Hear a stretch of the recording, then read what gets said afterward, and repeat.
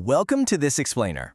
Today we're diving straight into the August 2026 wildfire crisis, with our nation currently sitting at preparedness level 5. You know, looking at the latest incident reports, the numbers coming out aren't just staggering. They literally paint a picture of a firefighting infrastructure pushed to its absolute brink. As of today, we've got 95, yes, 95 uncontained, large-scale fires burning simultaneously. That's not just a big number on a spreadsheet, folks. It represents a highly volatile, fragmented battlefront stretching all the way from coast to coast.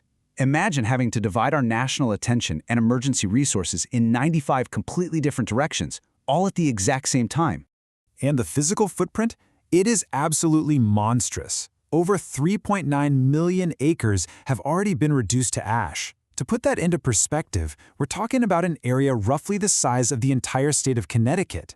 This pushes our year-to-date burned area to an alarming 154% of the 10-year average. I mean, we've already had crews respond to over 46,600 wildfires this year alone. To combat all of this, an incredible 29,058 personnel are currently deployed.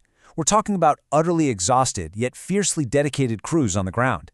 Add to that nearly 200 helicopters flying around the clock in grueling, smoke-choked conditions just trying to hold the line.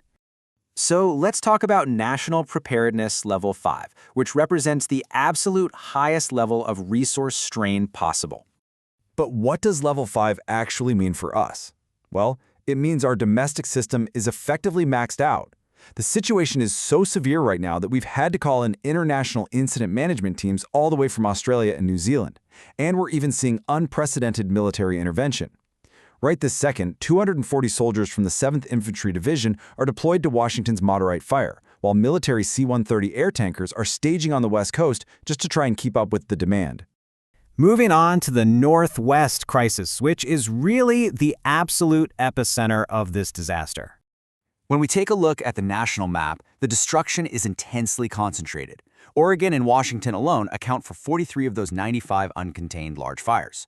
The Pacific Northwest is bearing a vastly disproportionate brunt of this crisis. It's dominating the national response effort and unfortunately drawing immense resources away from smaller, local fires across the country. Drilling down into the local reality, Oregon is enduring one of the most severe fire seasons in its entire history. The wind-driven big grass fire alone has swallowed over 500,000 acres. Over 500,000! Meanwhile, up in Washington, the Sinlahaken fire isn't just burning through timber. It's actively threatening communities, destroying residences, and putting critical infrastructure at immense risk. Next up, weather and resources, and how Mother Nature is impacting these fires. Right now, it's effectively a tale of two regions. The Southwest and Colorado are finally, thankfully, seeing some crucial relief from wetter monsoon storms, which is actively lowering their ignition risks. But the Northwest and the Great Basin, they face a much darker reality. They're getting battered by dry lightning. You know, those storms that produce powerful, fire-starting strikes without any of the rain to put them out? Pair that dry lightning with critically low humidity and erratic outflow winds, and you've got conditions that literally just feed the expanding flames. Which brings us to our final takeaway for this explainer.